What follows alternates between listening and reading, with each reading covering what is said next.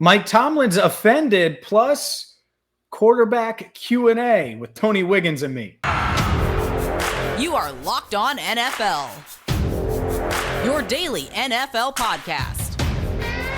Part of the Locked On Podcast Network, your team every day.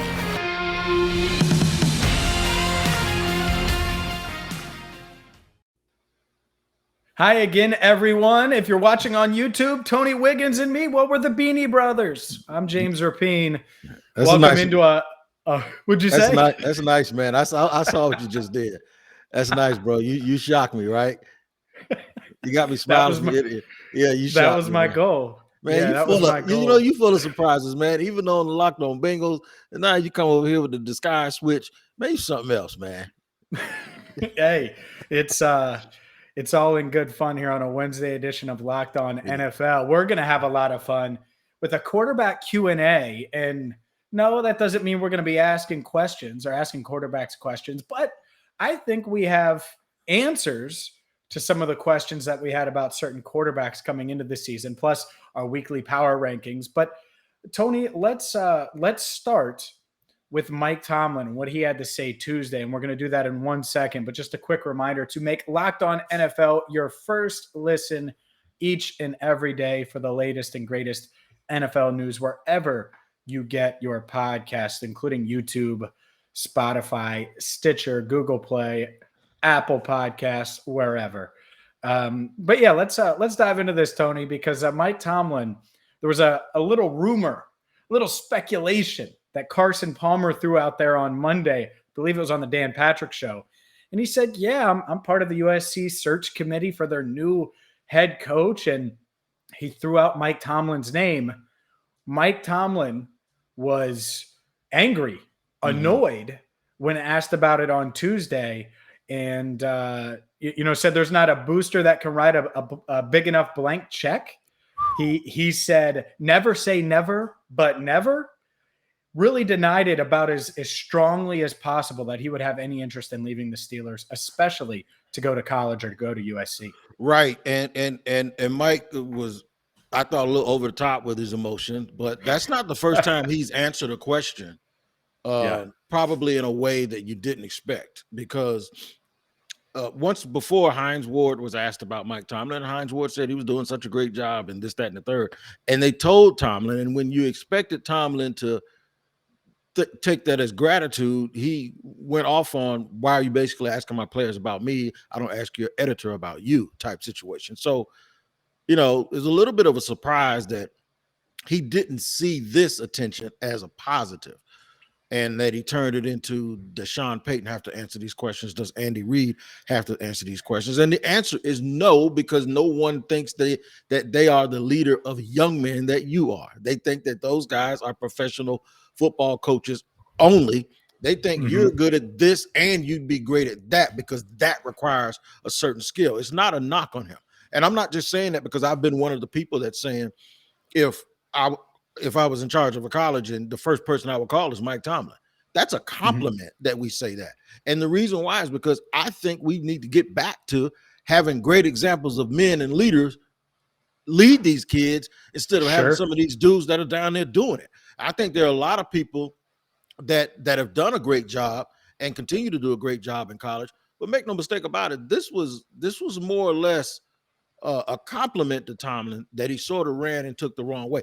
I think it's because just 2 years ago, people were talking about he was on the hot seat and he was receiving attention that normally a guy with his resume and his pedigree, they normally don't receive that attention. And he was getting it. So I still think that Tomlin took it personally, and I can understand why, but really, I don't think anyone meant any ill will towards him when they were saying, I think it's a compliment when you're wanted by people. Sure.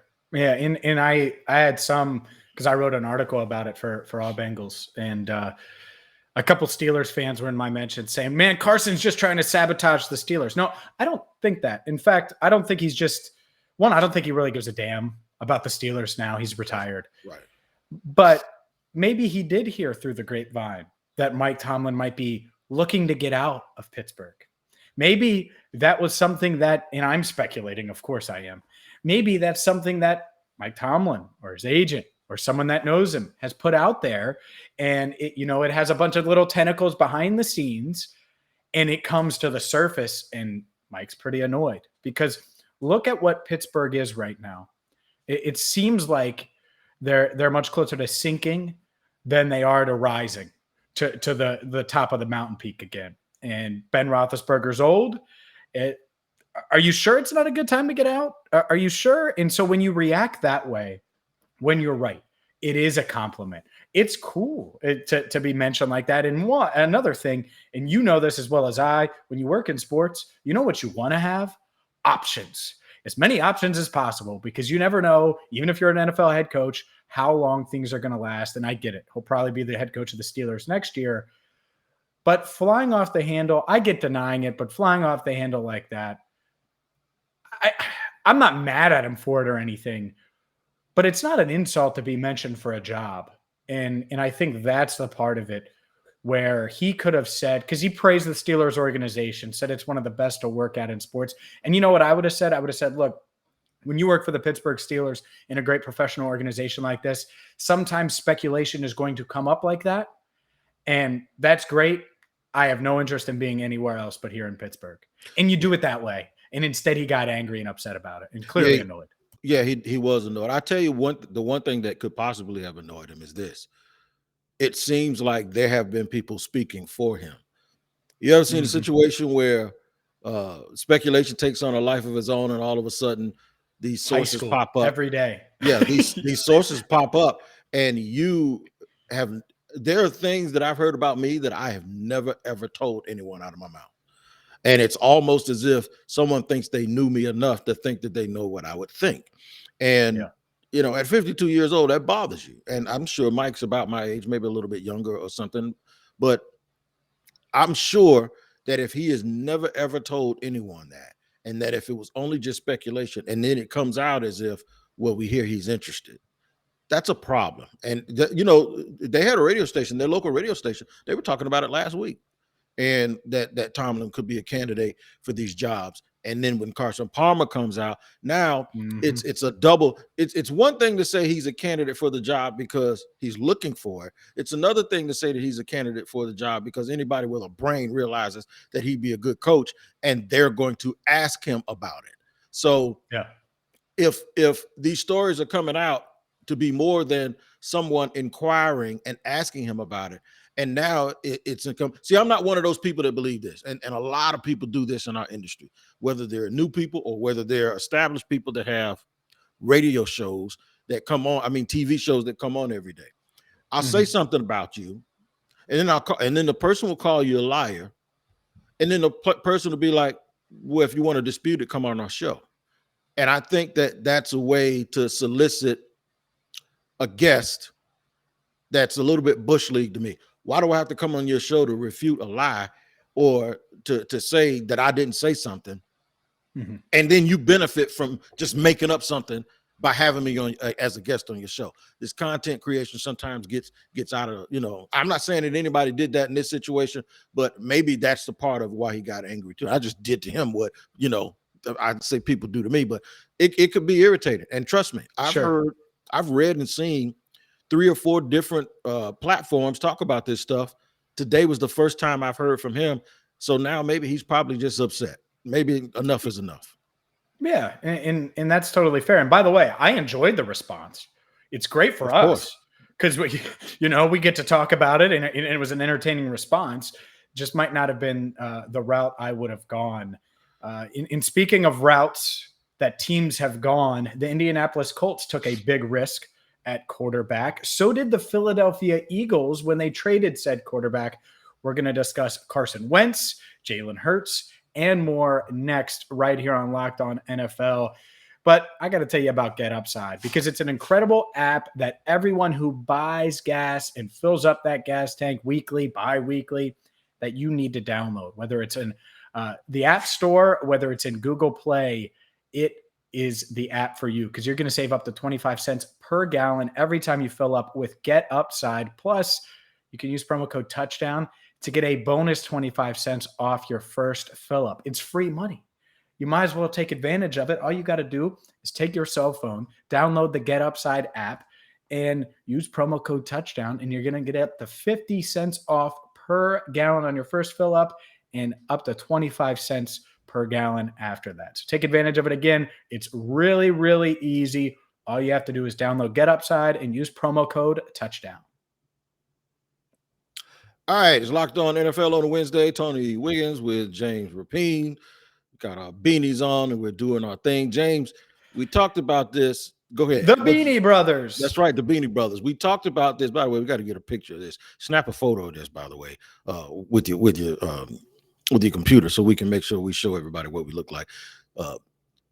Listen, a lot of talk this offseason was about decisions that were made at quarterback, and some of those decisions were made because decisions weren't made. Case in point, Carson Wentz being traded for by the Colts. What are you laughing at, man? Carson Wentz being traded for by the Colts. You're laughing at that picture, but anyway, Jalen Hurts, the Eagles not drafting a quarterback with all of their draft choices and their position that they had. Sam Darnold, there was no move by Carolina. Were they waiting for Deshaun Watson? They went and got Sam Darnold. Was it worth it? Could a change of scenery be good enough for them? All this talk about the rookies, and then there's another one. It's Patrick Mahomes, the best we've ever seen and the best right now. I think we can clearly have some answers to all of those, and we'll just run through them one by one. First of all, I was wrong about Carson Wentz. I did not imagine that him getting back with Frank Reich would lead to what I've seen. And I owe him an apology. Carson Wentz looks like the real deal. He does. He's cut down on the turnovers, and the fact that he was able to win that game in the rain, an ugly, tough game, right? Those are tough wins where you're just hoping to sneak out of there with a win. You're on the road, and he does that, and he leads the Colts. And again, the fact that he's been able to cut down on the turnover, still look mobile, still look athletic, there's a chance where you're right that the Colts might have gotten it right here with Carson Wentz. And he was a buy low. I understood the move at the time. And when he got dinged up early and sprained both of his ankles, and that's the thing, is we react in the moment. We react every week. And there's going to be a flavor of the week that week, and there's going to be a most criticized team or player each week. And Wentz was that earlier this year. But when you have those physical traits and you have a good coach, you have a pretty good line and a superstar running back, it can help. And, I think the Colts are a pretty good organization. I think they're trending in the right direction as a whole. And so it's been a nice landing spot for Carson Wentz to kind of reestablish himself. Now, I think he has a ways to go. I don't think he's where he was at when the Eagles, when he helped the Eagles make the Super Bowl that year, because I thought he was arguably the front runner for MVP. Mm-hmm. But he's much improved from what we saw last year. And if you're the Colts, I think you feel pretty good about where you're at quarterback-wise, especially since he seems to be ascending. And yeah, you're right. You were certainly wrong about Carson Wentz, because I think you questioned it from day one since they traded him. And really, even before that, we were doing the show last year, right, when he was in Philly, and I was sort of waiting for the Eagles to make a push in the NFC least. It didn't work out, and Washington ended up winning that division. You're right. Now let's talk about those Eagles and where Wentz came from, and the guy who they banked a lot on is Jalen Hurts. Sometimes you watch him, man, and you're like, he's pretty good. He's okay. Yeah. He'll be fine. And then you'll go, he's not the guy. He's not the guy. He's not the guy. There's just something with Jalen Hurts and the people that had a criticism about him in college, that criticism now is on full stage. It's like, he's a good guy. He does a lot of stuff. He can definitely help your football team. But you're at that point where you're trying to figure out if he's the guy that can get you to a championship, and it just doesn't seem like he has enough to be able to do that. Would you go to Gardner Minshew, a guy you covered in Jacksonville? Is that something you do if you're Philly? Only reason I do that is to show you what he ain't. And that means you'll put him in the game and things might process a little bit faster, but eventually Jalen Reagor and those guys, the ball will come late, or Gardner will have to throw it. He'll have to throw it so early that the DBs get a beat on it, and eventually you'll see what it is. I don't think they have their Super Bowl quarterback on their roster. I do think they have a guy who can go 500, maybe win 9-10 games if he continues to progress. Basically, I think they have Tyrod Taylor with some polish on it. That's what it is. And no disrespect to either one of them, but we've had a lot of guys like that in this league. I just don't believe like I don't think he's going to be in the league for 10 years. He's better than Case Keenum and all of those dudes that have been collecting checks, but I just don't think that he has that extra thing that you need in order to get them over the hump, because he's not gonna raise that talent up. In order for things to work for him, everything around him has to be great, and I don't think that's the case. Yeah, and let's keep going because I want to tie these two teams together. Carolina, obviously, it doesn't feel like Sam Darnold's the answer. He got benched on Sunday and another loss. The Panthers stumbling, bumbling, falling after that 3-0 start. You agree there that we've learned what Sam Darnold is and isn't, and maybe a borderline, a bottom of the league starter, too inconsistent, too up and down. You don't need a roller coaster quarterback if you're going to win in the NFL, and it looks like that's what the Panthers have. Yeah, we're now at the stage where Sam Darnold is. Did Adam Gase? I was going to say Adam Gase gets a mulligan. No, he doesn't. Maybe what you see with Sam Darnold is because of Adam Gase, and sometimes with these quarterbacks, man, you just can't get it back. So now the question is, did he ever have it in the first place? Was he ever going to be good? We'll never know, because what he is now is he's a guy that looks like a guy who shouldn't be starting and should be a backup on a solid team. So I think they got their answer, and now they're back in the Deshaun Watson sweepstakes in Carolina. Last but not least. Hold on. I'm going to tie those two teams together real quick, and then we'll get to your boy, Pat.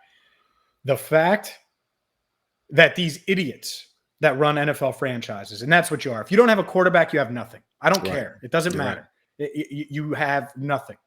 Like, there is a scenario where the Jacksonville Jaguars could end up being better than insert whatever team that the Vikings for the next 5 years, right? Because they have Kirk Cousins, and I know he's playing well this year. I'm just throwing out a team. Or the Falcons, because they don't have their quarterback in the future. The fact that these idiots in Carolina picked a cornerback over a quarterback in Mac Jones looks pretty good to me. Okay. Justin Fields, is he ready yet? No, maybe not. But did you really think Sam Darnold was the answer? So now they're going to be forced, and I think they probably are the front runner for Deshaun Watson. The Miami Dolphins, who knows? I think some think they're the front runner. To me, the way Carolina has been so aggressive, I think they could do that. And then the Eagles, really? Mac Jones was staring at you. You really thought deep down in your soul that Jalen Hurts was the quarterback of the future. I don't think anyone thought that. And I think if you take a guy like Mac Jones, pretty good, can stabilize your franchise, probably get you to the playoffs early in his career because he's seasoned. Or maybe you wanted to go after a Justin Fields where it's the higher ceiling, better athlete, rocket arm, not ready yet, which I would have understood that too. These teams had shots at those type of guys. And instead, you'd rather give up even the Carson Wentz thing, a potential first rounder for Carson Wentz. Who would you rather have, Carson Wentz or Mac Jones? All injuries aside, maybe Wentz, but with the injury history and everything, probably Mac Jones. So and with the sometimes these teams overthink it, man. It's a quarterback league. And if you don't have one, then you're near the bottom of the NFL barrel and bottom of the NFL totem pole. And you're right. And if they do want Deshaun Watson, and Houston realizes, well, if we trade him to you, those picks that we're going to get, they're probably not going to be very early.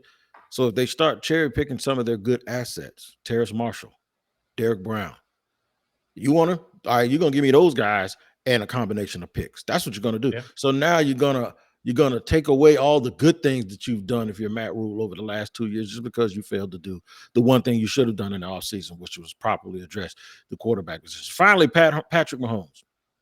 I never anointed him the GOAT, the greatest of all time. I never said that. I did say that if there was one guy I would start a franchise with, it would be him. But I was also careful while people were having the debate of whether he was the best in the league. I kept saying, yeah, Aaron Rodgers is still the most talented, the highest IQ, and Tom Brady is still Tom Brady. So now teams have tried to make him adjust and nickel and dime and throw the ball short. And it seems like He wants to still do what he's done. I saw 2 plays the other day where Kelsey caught it and flipped it to a receiver, and Mahomes flipped the ball with his left hand. At some point, all of that backyard stuff is not going to lead you anywhere. Yep, I agree. They're searching a bit, and I thought this Chiefs with that revamped offense, I thought they were going to just score, and they're human, and they need to adjust. And this is when, if you're Andy Reid and Patrick Mahomes, you better adjust quick, because the AFC, I think, can 9 wins do it? Maybe 10 certainly can. You can't keep losing these games and expect to just make a run. And I think that's it, is they're so used to flipping the switch, and they flip that switch now and nothing comes on. The lights are off, blank screen. Like, it's just, that's it. And they're going to have to find a way. And it's Did Tampa puzzling. in the Super Bowl show everybody the blueprint? The blueprint. Maybe. The blueprint. Maybe they did. And now it's funny to me now that people are going, oh, all of that shine that everybody had on Bieniemy's gone. Wait a minute, why y'all blaming Bieniemy? I thought he didn't call plays. That's why he didn't get a job. But now it's his fault that they're not good. So there's a lot of moving parts there that's going on with them. We got power rankings from the Locked On NFL Podcast Network. We got those, and we'll do it in just a second here in the third segment on a Wednesday on Locked On NFL. BetOnline is back and better than ever, whether you're looking at their new web interface, the start of the NBA season with Steph Curry and the Warriors as we record this, undefeated at 3-0, or maybe you do want to bet on Patrick Mahomes in the Kansas City Chiefs to rise up and surprise in the second half of the 2021 NFL season. You can do all of that and so much more at betonline.ag. It's your number one spot for all the basketball and football action this season. You can check out their new updated website right now and receive a 50% welcome bonus today on your first deposit. Just use promo code LOCKEDON to receive your bonus. BetOnline has you covered. Basketball, football, the World Series, and so much more. So check them out again. BetOnline.ag, promo code LOCKEDON for your 50% welcome bonus on your first deposit. And if you haven't tried a Built Bar by now, you are missing out, and you just got to be plain silly, because we talk about these things all the time. They say it's a protein bar, but it does not taste like one, and you have to try the amazing bars yourself to believe it, because most protein bars are all chalky and waxy or just plain hard to choke down. A Built Bar is soft and covered with 100% real chocolate, and when you bite into it, you know you're eating something different. It's more of an experience, one that you'll enjoy, like the contrast of salt and caramel coming together like a picnic in your mouth, man. I'm telling you, it is off the chain. It should be in the candy bar aisle. Now, Built Bars are low carb, low calorie, low fat, low sugar, and very high in protein. So while you're working out, you'll get that pop that you need to keep you moving. This month, Built Bar is coming out with a new limited time flavor every 3 to 4 days. So check their website often, and you don't want to miss out. So go to built.com, use the promo code LOCKED15, and guess what? You're going to get 15% off of your order. That's right. Built.com, LOCKED15, and get 15% off of your order. It's at bar_built on Twitter. Check it out. From Locked On, it's LOCKED15 for your 15% discount. All right, man, we're going to keep rolling here with our power rankings. My boy Jamie already put them up on the screen, and we got some love. We got a little bit of love for a few teams. Those Bengals. By the way, I need to talk to you about that who dat, because I'm trying to figure out, did they steal that from the Saints? But that's all right. We'll get to that. Let me run 1 through 5 real quick. Cardinals, number 1, getting all that love. The Bucks, number 2. Rams, number 3. Bills, number 4. Packers, number 5. I don't really have too much disagreement. I probably would drop the Packers back because I think the Cowboys aren't getting enough love, James. Yeah, you're on the Cowboys train. I think they're just fine where they are at number 6. But, if you move them up to number 5, I guess I could see that. The Ravens falling to 7. The Titans 8. Chargers 9. The Bengals 10. And by the way, I'll put an end to this speculation for our Bengals listeners. Who Day was long before who dat. Oh, was it? So, okay. Oh, yeah. Okay. Oh, yeah. So, you're talking about going back to the 60s when the Bengals were founded, when, Houday and the Bengals growling and all that stuff. Corrected. So I stand corrected. There you go. The difference is, is the success. If the Bengals start to have success, then people start associating that nationally. No real surprises here for me. I knew the Bengals would make a leap after beating the Ravens. I knew the Ravens would plummet, and they fall the farthest in our top 10, down 3 spots. Any surprises for you in the top 10 besides you think the Cowboys should be number 1 because you're a Cowboys? I don't even know. You're not even a Cowboys homer, No. I ain't no Cowboy homer. No, I don't think there's too many surprises in the top 10. I will watch that Raiders Chargers. The Raiders are 11 and the Chargers are 9th. Chargers look really, really bad in Baltimore. And I probably would have put the Bengals ahead of the Chargers too, because both of them played the same opponent in the same place, and one of them mollywopped them and the other one got mollywopped. So I just think the Bengals are now garnering the respect around the league that they should. Jamar Chase is a monster. 11, the Raiders, man. I'm going to go 11 through 15. The Raiders, they're the team, along with another team that we're going to mention here that's in the next group. That's who you have to watch out for. The Browns, they gutted out a tough win. They're 12. They gutted out a tough win the other day. I think the Chiefs at 13, that's still people thinking that they're the Chiefs. And right now they're not playing like it. The Saints at 14 is a big win last night. And the Steelers are 15th. Quietly, they're 15th and still in the hunt at 500. What do you think? Yeah, they are. And that's the thing is if they take down the Browns this week, the Steelers could be, right there and right in the thick of things in the AFC. Nothing really surprises me here. I think the Raiders have shocked me that they've won back-to-back games after that Gruden fiasco, and they should be right there hovering around the top 10. But I'm glad you went, we stopped at 15 because I think this is kind of where there starts to be a drop-off in these rankings. And you could start maybe at 15, with the Steelers. But 16 is the Vikings, 17 Patriots, 18 Colts, 19 49ers, 20 Seahawks, and then I'll just finish them out here. 21 Broncos, 22 Panthers, Eagles coming at 23, Atlanta 24, Washington 25, the Bears, Giants, and your Jaguars 26 through 28, followed by the Dolphins at 29, Lions 30, Jets 31, Texans 32. The final 4 doesn't really shock me at all, 28 through 32, given what's happened. Your Jags continue to take advantage of that and move up. The Giants with a win, which we already kind of talked about what that means for one said Carolina team. But the back end of this NFL is pretty damn bad. Like the 20 through 20 or through 32. Is there anyone that you think is going to compete for a playoff spot? Like I guess maybe the Seahawks if Russell Wilson comes back sooner rather than later. But there aren't many. There aren't many options there. I'll tell you who I've been impressed with. There's some teams when you say that. 24 are the Falcons. They could have folded it up, man. They could have folded it up. And I know I don't know who they've beaten. I know a couple of teams they beaten didn't have good records. But I think they're now starting to find Kyle Pitts.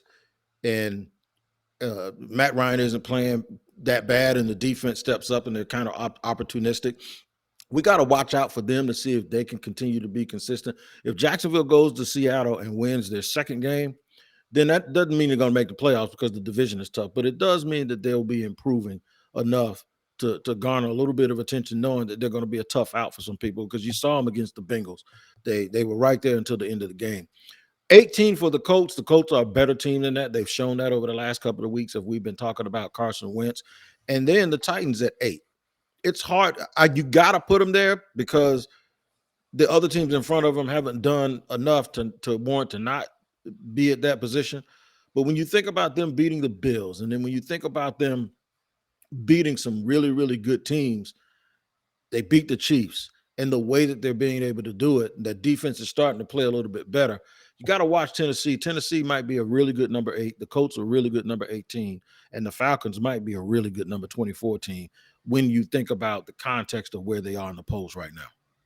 Yeah, I think, the Falcons, the fact that they got to 500 and that tight end, Kyle Pitts, man, starting to come on for them, and they needed him to do that. So after a slow start for him and them, another team, I think the Patriots could continue to rise here. We'll see. Sure. But I would not be shocked if they hit their stride. But, man, It's crazy. Some big matchups this week. Week 8 is already here. Halloween shouldn't be allowed to be on a Sunday. I'm going to just throw it out there now because I'm going to have to be at the stadium. I like Halloween as a holiday. No holidays in the NFL, my man. No, man. None. I tell you what, it feels like a holiday every day when you make us your first listen. When you make your second listen, the Peacock and Williamson podcast, sure seems like a festive time when you're listening to it because Brian Peacock is an NFL analyst and a former scout is Matt Williamson, and they give it to you like nobody else can on the Locked On NFL Network. So make sure you find, subscribe, and watch the Peacock and Williamson podcast on a daily basis. All right, man, I think we did it, man. I think we got through another Wednesday here with our beanies on. My head's probably sweating up under here, but that's all good, brother. You guys continue to do what you always do. We'll be back. Make sure you check the show out tomorrow again. Locked On NFL is daily, Monday through Friday, and bringing you the biggest stories in the NFL. For James Rapien, for Tony Wiggins, take care. I salute you. Y'all take care of each other, and we'll see you next time.